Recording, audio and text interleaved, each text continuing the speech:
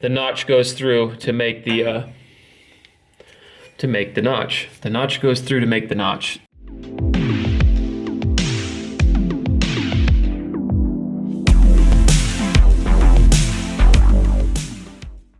First thing, when you're notching a piece of tube on your notcher, whether you have this notcher, any other style of notcher, it doesn't matter. The first thing you obviously are going to want to do is you have your lowest point where the notch is going to sit. I don't know if you can see, but basically there's a line right here, and what that line is the edge of the hole saw as it goes through. So if you took this line and drew an imaginary line straight down through, when this punched all the way through, the left edge here will be riding in line with that on the side, because obviously up top it copes over. Okay. Next thing is, if you line your tube up in your notcher and you have way more hangover, as far as, like, let's say you drew a line right down the center of your hole saw and come out, if you have anything hanging off to the right, if you have access to a bandsaw, a cutoff wheel, portable bandsaw, anything, the first thing you want to do is come in and shorten this up and cut this piece off. And this thing is obviously sitting just a hair to the left because I chucked it back up to film this. But what I did is put it in here, made an imaginary line from the center of this hole saw out to the tube, and then obviously it's going to bump back just a hair because when you cut through the top, that piece will get filed back. So I made a mark there, and what you're going to want to do is cut that excess off before you even notch this thing. Because if you leave that on, and let's say this thing is exactly the width of your hole saw, the hole saw is going to be doing twice the work, because it's going to be cutting through on this side and it's going to be cutting through on this side. And if you've used these before, these notchers and the way they work are brutal on these hole saws. They work, but they are brutal on these hole saws. So they'll break teeth, chip teeth. It's a consumable part. But if you can extend the life of it, it's a plus. So first thing I'm going to do is put this in the bandsaw, lop this thing off right here, and then come back to this. Alright, so now you're ready to cut it. The only issue happens, where you could mark this tube at, where the cut mark should be, is on top. Well, you need it down here on the side so you can line it up with your, well, I guess you could measure the distance from here to here, and then measure the distance from here to here and get it, but I'll show you a trick with masking tape that takes care of this. And basically you can transfer your line anywhere you want it to go. First thing is you gotta move it out a little bit. Hopefully that's still in view. Alright.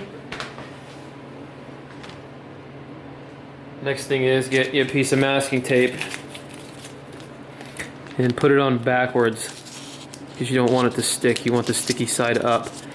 And then what you're going to do is pull this somewhat tight, and you're going to have to look at this and line these two up. If you can see, come on. If you can see, you know, obviously you can see they're not lined up. Well, when you get them pretty close to lined up, if you put them down, that's going to give you an adjustable, pretty much almost a straight edge for the piece of tube you're working on. So now you can come down with, I know it's my crappy silver marker. You know what? I'm not even going to use it because that thing's supposed to be the greatest marker ever made by Milwaukee, but it actually sucks. At least for marking on gray too. So, come in with Sharpie. Now, that'll give you a mark right where you need it. You can see down here on the side. I guess I could show you up top. Yeah. So what you do is you can just draw this thing right on here like this, and then when you slide it back, you got a nice straight line there.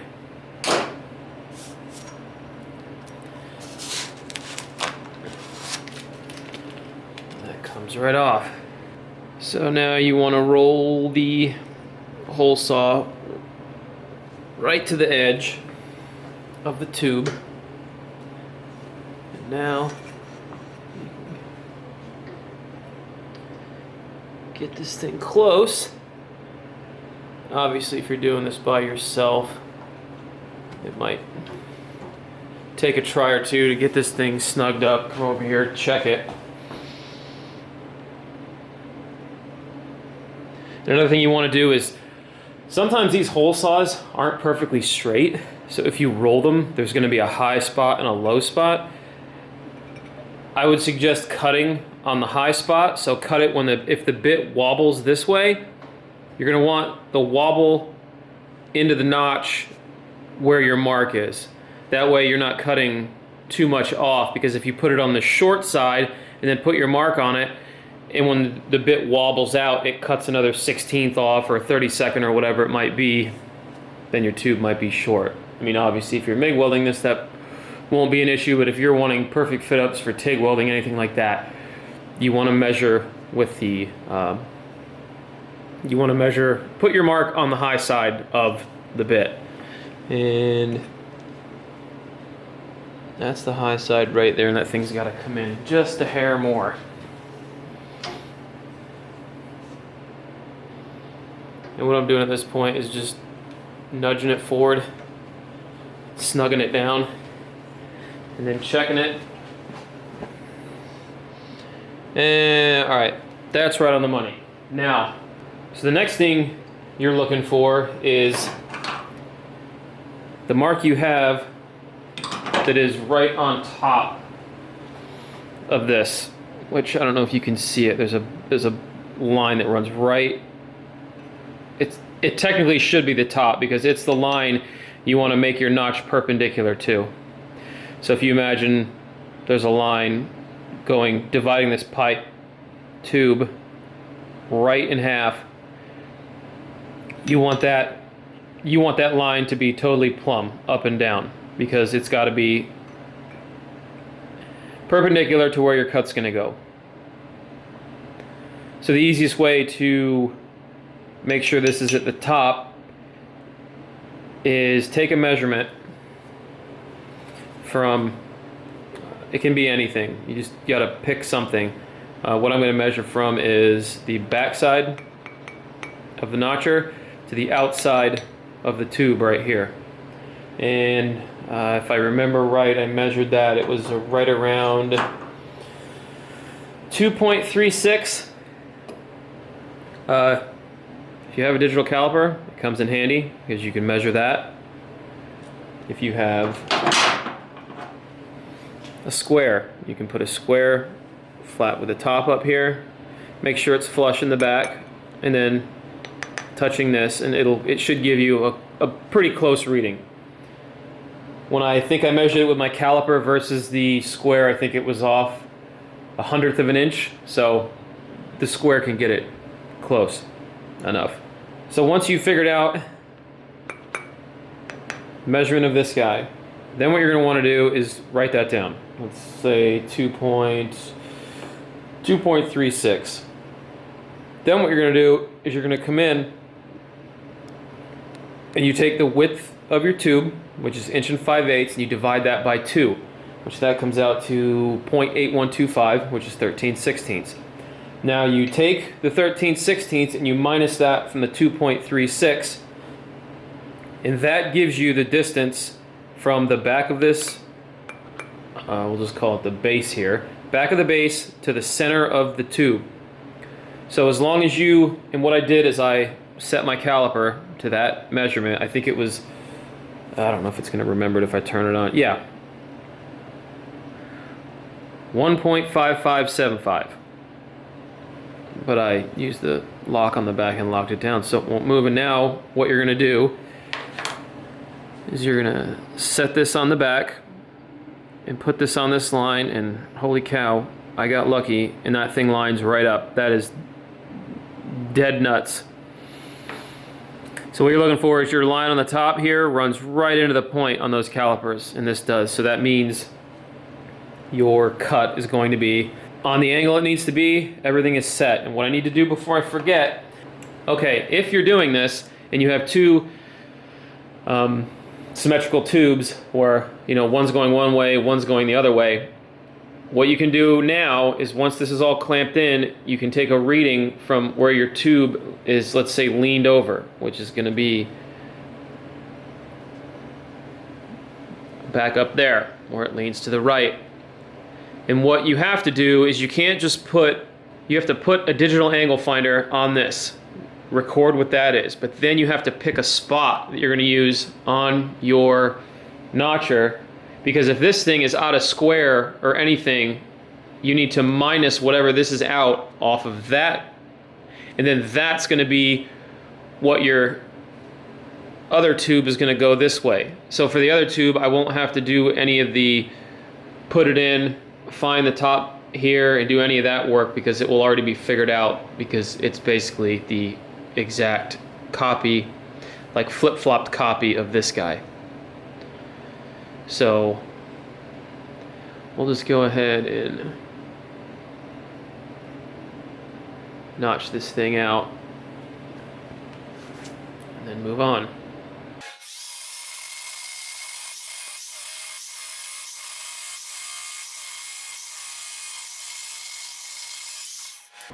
And there's that. So there's the driver's side A-pillar, and then when I get the passenger side A-pillar, obviously it's going to be up and off to the left instead. But I'll go ahead and get this all marked out and move on to the next one. Alright, I cleaned up the end a little bit with a file just to get kind of the crap off it, and what I'm going to do is get my measurement for the next piece of tube, because if you remember, these tubes were all marked on their bends, the first bend. So anything I've done to this tube as far as this length over here, I can just take a measurement and transfer it right over onto the next one. So just got a spare piece of tube, lay that in there. 21 7/16. So now what I'll do is transfer my 21 7/16 mark over to the passenger side bar and put it at 14.2, and it'll be ready to notch.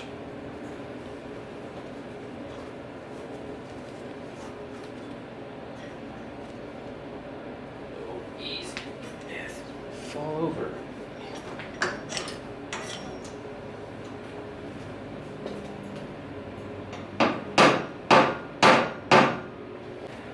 I almost got ready to cut that, then I realized what I did. I don't want to barrel through this whole thing. So what I'll end up doing is I will mark this. Oh man, they love this. I'll mark this and I'll just use a cutoff wheel while this thing's in here and just cut this thing off and then run through it. Oops. Did you catch that? If you caught that, watch to the end of the video and I'll show you what that just cost me. What you can do once you've made a notch is you can actually go in here to save yourself from the next time when you want to make your cut back